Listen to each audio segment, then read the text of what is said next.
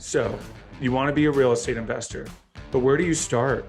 How do you know what information and sources to trust? That's where I come in. I'm Jonny Cattani, and this is the Investor Relations Real Estate Podcast.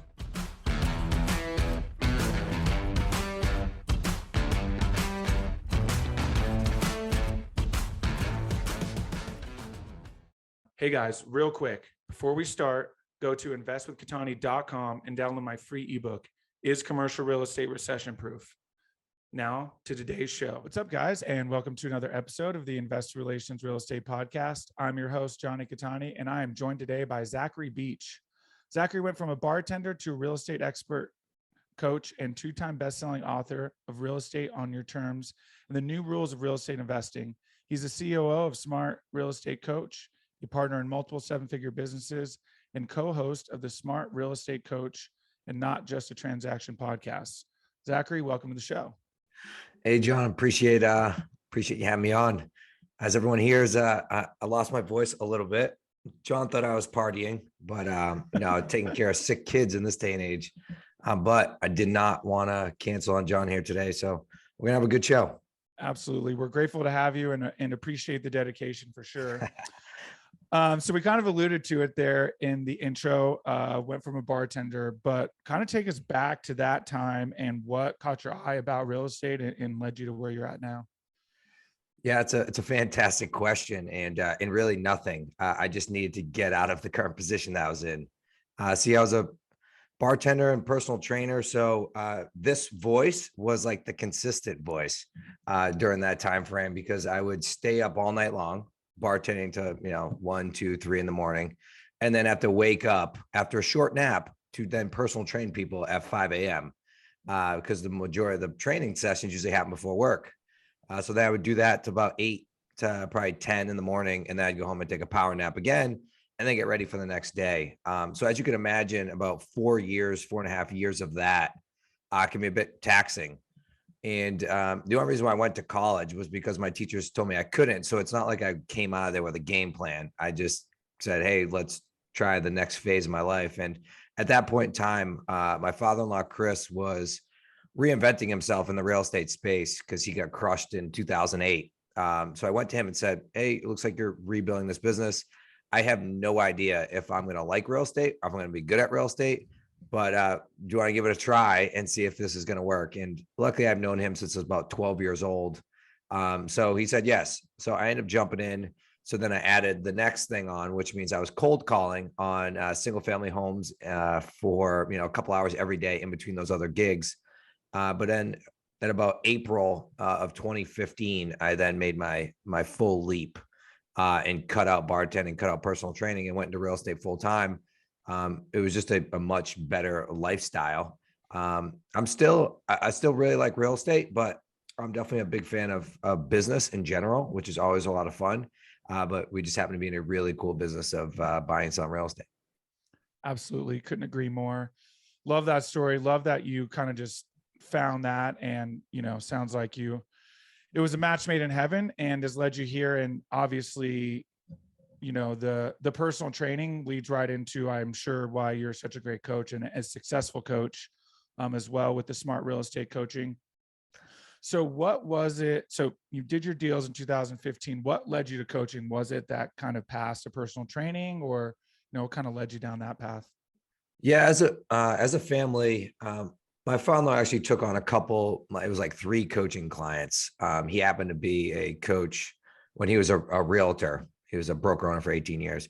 So we had this tiny little small coaching company that was on the side of our real estate investment company. And after about a couple of years of being in real estate investing, we all started to more or less navigate towards the coaching side because we had a meeting and we said, look, we can impact, 1 or 2 buyers at a time, or one, buyer and a seller at a time with a real estate transaction, or we can impact, hundreds of thousands of people's lives by, going and helping real estate investors do transactions and then grow and scale their businesses. So at that point in time, we made a very strategic decision, and we then tossed a lot more of our energy at growing and scaling our coaching program. And we've been able to affect many more people's lives. And really the coaching program just spawned from, here's the model that we've created in real estate. This has been successful. in our buying and selling entity. Let's go coach it to other people and then help them do more and more deals and change their lives as well. Awesome. I love that. And extremely important, especially now with, kind of some economic uncertainty, to get that coaching. I'm a huge proponent of it. I wouldn't be here without the mentorship that I joined last September. So huge proponent of it. I've done solo episodes on it. So let's kind of get into that. So like I mentioned, some economic uncertainty here. I was literally just talking to one of my best friend.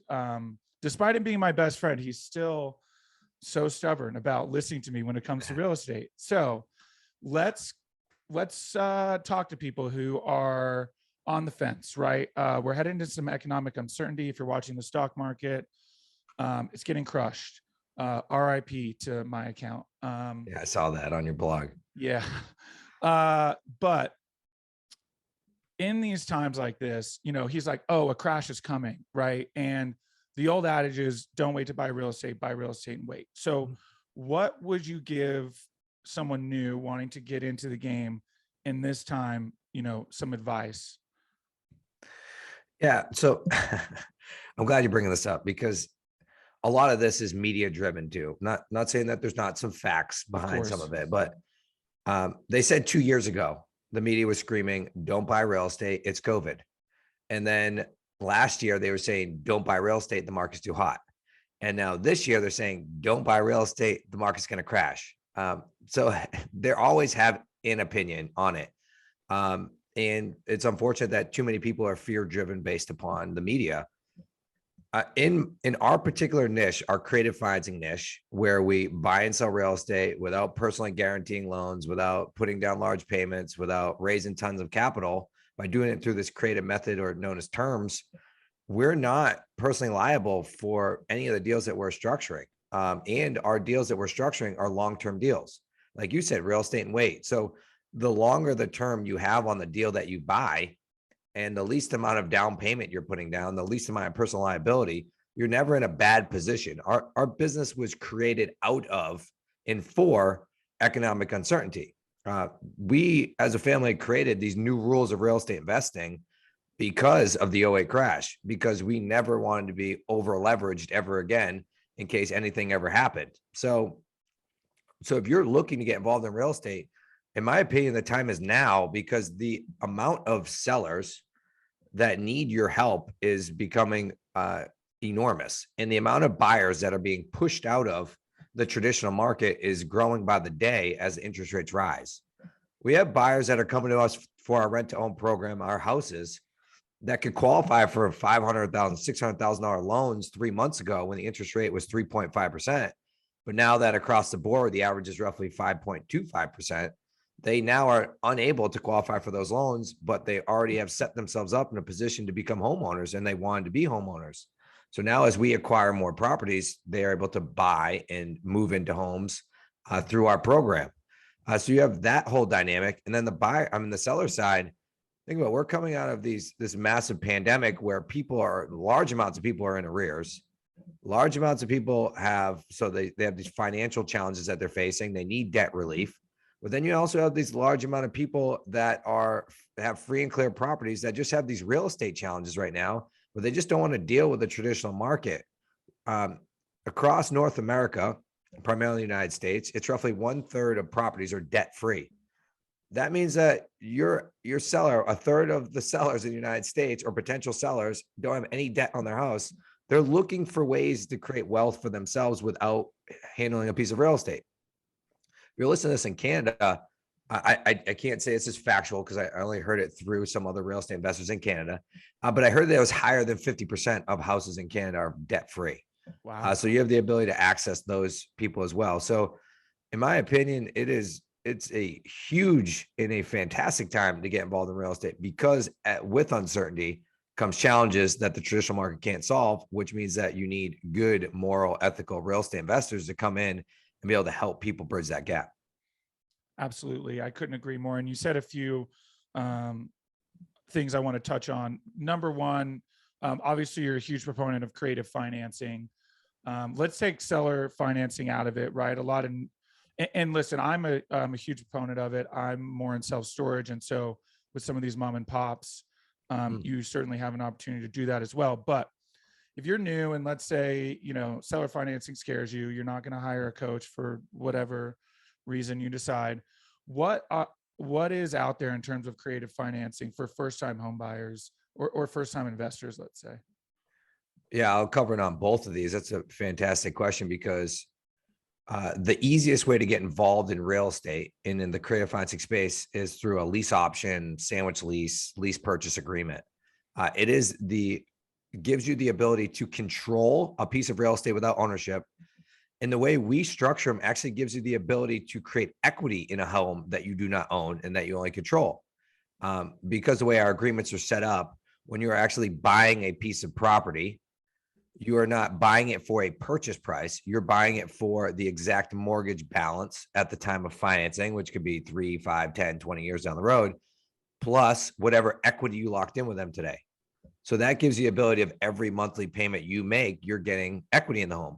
It's a really cool way to be able to leverage that. And it's a very easy way to get involved in real estate because our typical lease purchase agreements are little to no money down. Plus our agreements state, and we have a major contingency, especially for the first time real estate investors, which are majority of our students. We have contingencies where the buyer or you, the investor, does not have to make any payments to the seller until 30 days after the buyer has been placed in the property. So you already have a non-refundable deposit in your pocket. You already have first month's rent in your pocket before you even have to commit to any type of deal.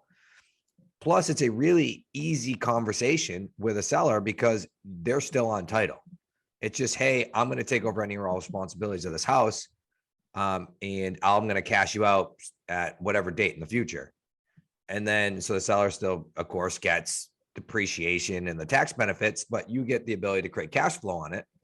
And then you then go do it what we call a sandwich lease purchase. You can do this in every single state except for Texas. Texas, you have to have ownership of a property in order to sell it on a lease option.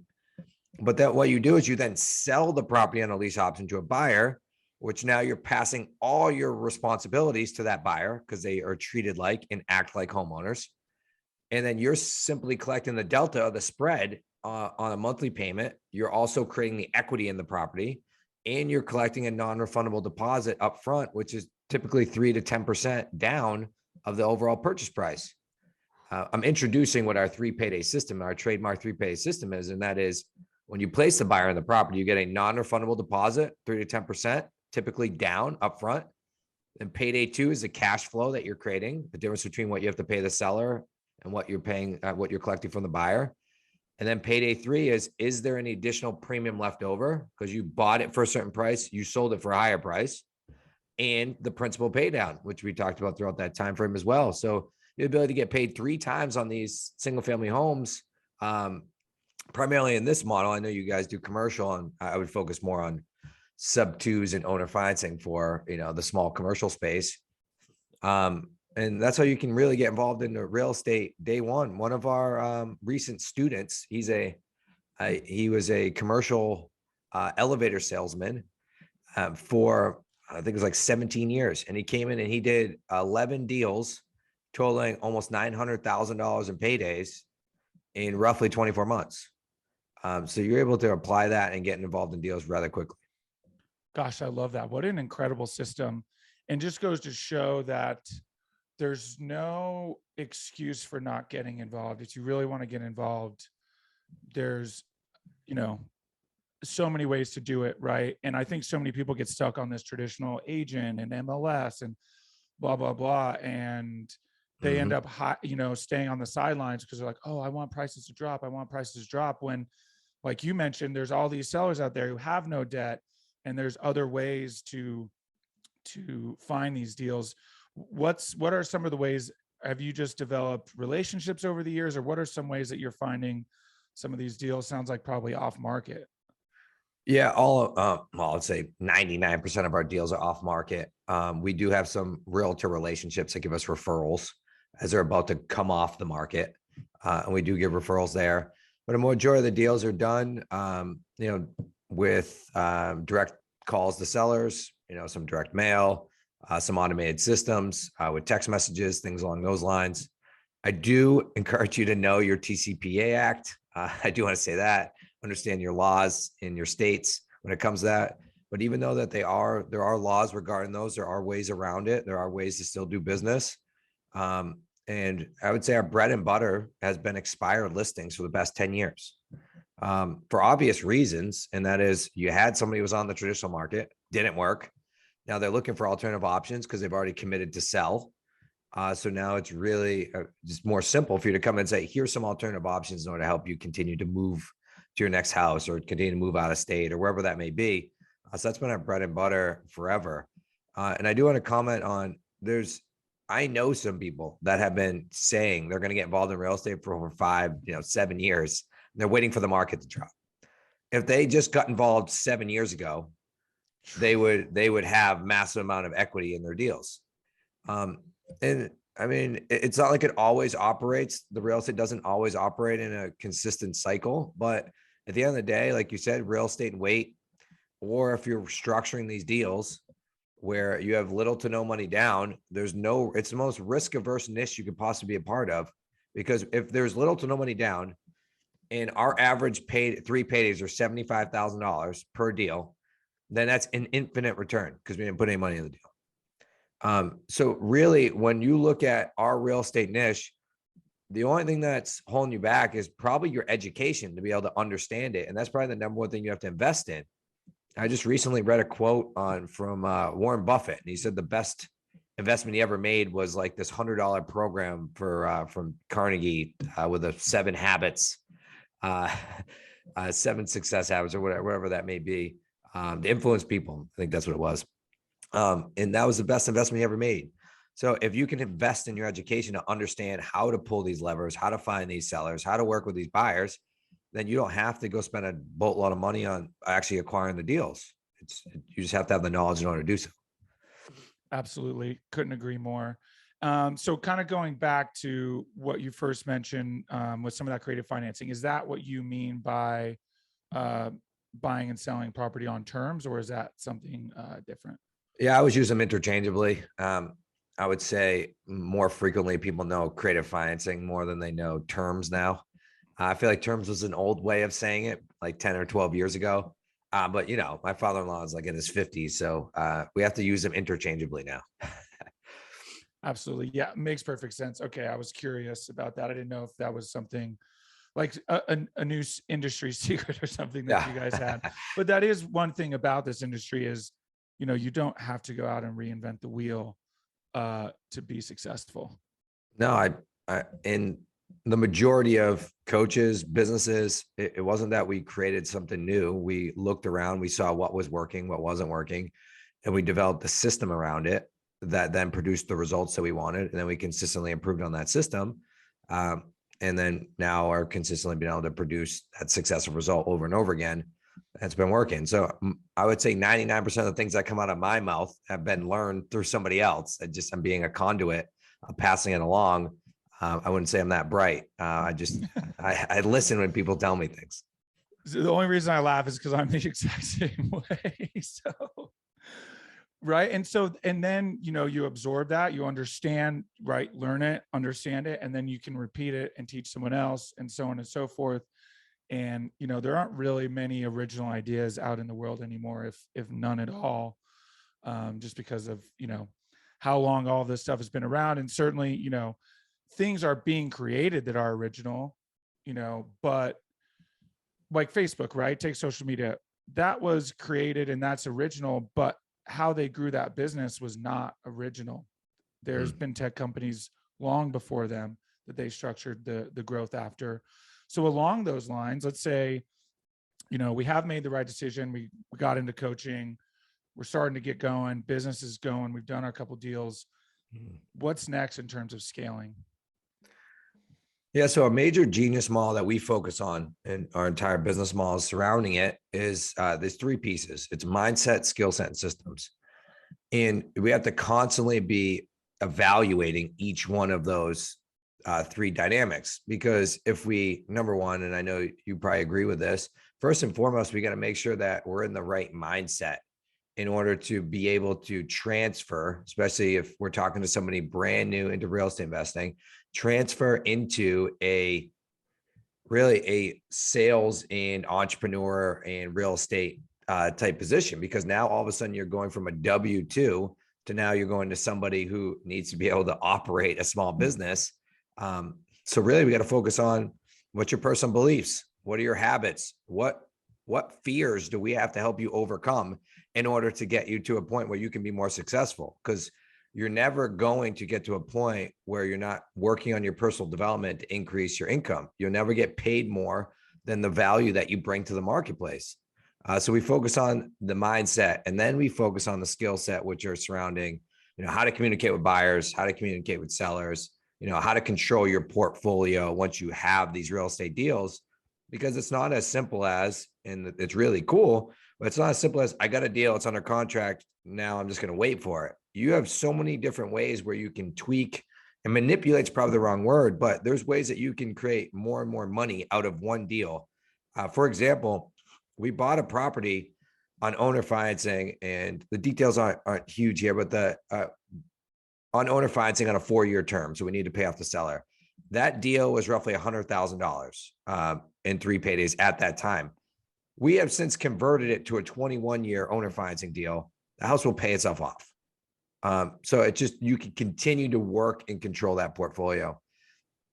And then most importantly, as you talk about scaling, well, now how do we create automation surrounding lead generation? How do we create automation surrounding lead nurturing? How do we make sure that our financial and legal and asset protection, all of that is set up? So that way we can scale it, because as you begin to acquire more money and more properties, you get bigger, you tend to have a little bit bigger target on your head. It's just the way it is, unfortunately. So as we continue to go from this factor of mindset, skill set, systems, and then we reevaluate and say, all right, well, now you're at $1 million company. Now, where do we have to focus again? How do we now get you to a $10 million mindset person? How do we now create the skill sets so that way you can scale that business? How do we now set the systems in place in order for that to go as well? So consistently massaging and working that system. Gosh, I love it. What a great system to have in place, of course. And I'm a huge proponent of that. Got a great team in place. It does all my production and social media, and that allows me to focus, on growing my business. So that's one system. And then, we'll create them as they go, which is ultimately what you're leading to there. So on that topic, you guys have this incredible system, obviously helping a ton of entrepreneurs scale. So what separates, Smart Real Estate Coach from the competition and really set you guys apart? It's a fantastic question. And I'm really glad you asked, because this is the differentiator. We have been through so many coaching programs because that's where we all learn. I mean, we spend, I would say, probably $30,000 to $100,000 a year on coaching, because we need to evolve to help our people, our community. And the major difference that we've seen between us and somebody else is the ability to help people implement and the type of support that we provide. Our coaching program is set up more as a quasi partnership, long-term relationship. We get in the trenches with you. We help you do the deals. We split deals together. So it's not just let's hop on a group call once a week. We tell you go do this, and then hopefully you go do it, because the reality is most people won't go do it, especially if they're making that leap from I'm trying to leave my corporate job, I have my family, I have my work, and now I'm trying to build a business. So full immersion, full implementation is something that we consistently focus on, and we really follow this model, which we call ACCO, which is helping our students take action, critiquing the students, helping them then see the adjustment, and then taking action again. So if we can consistently be there in the trenches with them and help them do it, it's more likely they're going to be successful. And in the long run, the way we drive the business is that everybody wins, everyone's incentive, the coach, the student, they're all incentivized to do deals. It's not just to hop on an hour-long phone call and hopefully they pick up everything we're trying to say. So that's a major difference. So we always have at least 3 touch points with every single student that comes in. We have a Slack community, we have the group coaching calls, and we have the one-to-one coaching calls. And then some of the more advanced, we have private masterminds and things like that as well to continue to help people up level, especially the ones that are really committed to growing and scaling a business versus a side portfolio. So at any given time, every student has at least 3 touches every single week to help them implement. Gosh, I love that. That's so awesome.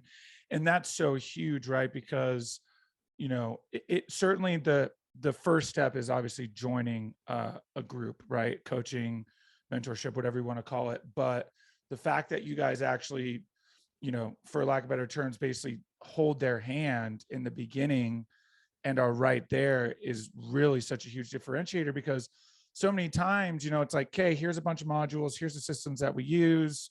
We'll jump on a call once a week. Okay, go do it. And then it's like, okay, well, all that's going to do is just lead to 1,000 more questions. Right. And so when you have someone there right next to you who's done it and can answer all those questions, boom, you're that much more confident. Your first deal gets done that much quicker. Then, as you know, the power of the first deal is like freaking magic. Yeah, no, I know, with confidence. It's crazy because, we all just come in with, the, fear that we're not gonna be able to get it done. And then once you get it done, it's a huge barrier to cross, a huge gap. And we actually focus on a metric called time to first deal, because we really want to be able to help people get to that point. But if you're just, so we do have the component of, if you want to do self-study, you're more than willing to take it. But it does leave it up for interpretation sometimes, which is what people then interpret. And then what we've seen is then they try to do shortcuts. And then all of a sudden you're not actually working the system anymore. You're working your version of the system. And then when you don't get results, you're then blaming the system. And it's like, no, if you followed A, then B, then B, then C. So our coaching programs, our associate levels, really give us the ability to control that interpretation and make sure that they're being accountable for following the system, because the system produces results when you follow the system. Absolutely. Couldn't agree more. And, certainly there are people out there who can do the self-taught thing. Personally from, I've done, you're my 102nd podcast. So from doing 102 podcasts, I can tell you that the majority of them, if not every single person, has said, of the people who did the self-teaching, they said that if I could go back, I wouldn't have, because I would have, 5 to 10 years. Somebody even said it took them before they got going. Whereas, you kind of mitigate that right away when you're willing to, I don't know, it's almost like a vulnerability thing. You almost kind of have to accept you don't know what you're doing. Yeah. And that's okay. Of course. Right. And then once you kind of accept that, then you kind of allow that coaching to really, kind of take over, at least in my personal opinion. No, I couldn't agree more. You never want to be the smartest person in the room. Nope, you're in the wrong room. Dumbest one. Yeah, sometimes I certainly feel that way, especially on some of my interviews. I'm like, oh man, this is a little over my head, but awesome. I love it. We're kind of coming up on time here, but I do want to touch on one other thing, which is successful habits. Certainly one thing I'm really focusing on right now. For me specifically, it's my morning routine. By that, it doesn't really exist. So definitely work on that. But what are some, successful habits that you have and that you coach that you really see help a ton in this? Yeah, there's a lot of success habits out there. And I think it's number one, I think you got to find out what works for you in a way, because everybody has their own routine. It just, does that routine work for you or not? Or is that producing the results that you want to produce? I'm a huge proponent of morning routines. I have a very simple one. I wake up, I go to the gym, get back from the gym, have breakfast with my kids, and then I come into my office, meditate, journal, get ready for the day. And that just kind of sets me in the right mindset to go ahead and accomplish the day. I would say one big success habit that I've learned is, do the biggest thing that you have to do that day, like the number one thing first. Because I have 2 kids, I got a dog. There's always multiple businesses. There's always things that are going to come up during your day. So if you can really nail down your priority first thing in the morning, and that's the biggest needle mover for your company, for you, then you're never going to have a bad day, because you're always going to move things forward. It's, back in the day when I didn't know that habit, I didn't know how to manage that. One thing pops up in your day and all of a sudden you lose a day, and then you lose a week. and it's as quickly as possible. You got to kind of get back there. So if I could give one piece of advice, or just nail down the first thing when you have the most energy. From our student standpoint, I always tell people to make their phone calls first thing of the day. That tends to be the hardest thing for people to do when it comes to joining our business, is that they got to communicate with sellers, they got to communicate with buyers. Make your phone calls first thing in the day. Tends to take up the most energy, and fear grows with time. And if you have any type of reluctance or fear of the phone, if you're waiting to do it at the end of the day, it's more than likely not going to happen, because now all of a sudden your fear has grown to where you no longer want to go after it. So do all those things first thing. Awesome. I love that. Thank you so much for that advice and that perspective. I know when I was in sales, morning was always my best time. A, like you mentioned, I have the most energy, and B, the, person on the other line, their day hasn't gone bad yet. So you might, you can catch them in that mood when they're ready to talk, Yeah. and not everything, crap hasn't hit the proverbial fan yet in most cases. So awesome. I really appreciate that. Cool. So as we wind down here, I do have 5 questions I ask all of my guests. It's the final 5. First question, what's the best advice you've gotten from a mentor? I've gotten a lot of advice from mentors. This is good. I'll keep it simple for everyone. The best advice I've ever gotten was do your best to consistently be present. And this was from a friend of mine as well, right along that same lines, especially if you're trying to take on big, huge goals in your life. When you're away from your family, be present with the work that you're doing. And then when you're with your family, be present with what you're trying to do with your family, because what we tend to fall into is we feel guilty when we're with our family that we're supposed to be working, and we feel guilty that we're not with our family when we're working. So if we can really create that separation and be very present in what we're trying to accomplish at that time, we'll tend to be more successful. Gosh, I love that so much. That's huge. What is it about your career that makes you feel like you're fulfilling your why? Scaling businesses. I don't know, for some reason, something that always gets me going is being the visionary and looking at the moving parts that all come together. Looking at real estate, it's, how do we get from this cold lead to a property under agreement, or how do we go from 1 deal to 10 deals? When it comes to our coaching business, how do we continue to help our students at a very high level, but also bring in, double the amount of students or triple the amount of students? It's just really cool to bring all those pieces together. So I think that's what I was put here on this earth to do when it comes to pattern recognition and visionary work. And that's what gets me excited and gets me up in the morning. Awesome. I love that. I can just tell how passionate you are right from the start. So love that. Favorite non-real estate or investment related book? That's a good question. Favorite. So it can't be, all I read is like personal development, Yeah, self-help. personal development. Yeah, absolutely. I'll give you a recent one that I read. It is kind of business, but it's also fictional. I don't know if you've read The Shoe Dog yet, but that was a fantastic book. I listened to it on Audible too, and it's done with like an actor. So like you're in it like a movie. So that was a really good one that I've read in the last couple of years. That one gets me excited. I'm also a big history buff. So I'm always studying like the old billionaires, as you can see the pictures of, JP Morgan and, Rockefeller behind me. So I'm always looking to get involved in that as well. Awesome. I love it. If you could have any superpower, what would it be? I actually just did this at our offsite. What was our superpower? So I would say my superpower currently is probably pattern recognition. But I mean, if I was looking to get a superpower, I don't know, maybe flying. That's mine for sure.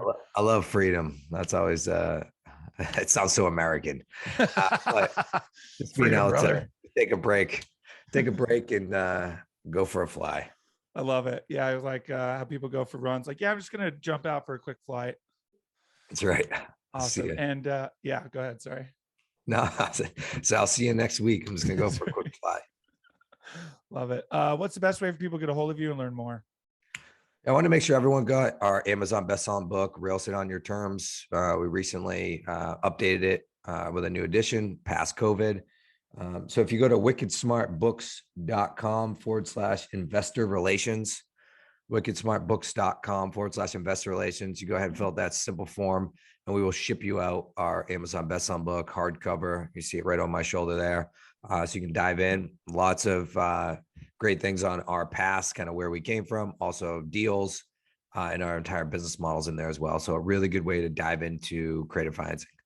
Awesome. I love it. We will absolutely link that in the show notes. Zachary, thank you so much for your time and your dedication despite the voice. Yeah, just mob bossing it today. I love it. No, John, appreciate you having me on. Absolutely. Hey guys, thank you so much for watching today's episode. I hope you really enjoyed it. Listen, I know it's cliche and you hear it all the time, but please don't forget to like and subscribe to the channel so you know when the next video is coming out. Even though this is technically a daily podcast, you know it's coming out the next day. We have a ton of content coming your way. So please like and subscribe. It helps a ton. Leave comments. Would love to know what you guys think. And we will see you on the next one. Thanks so much.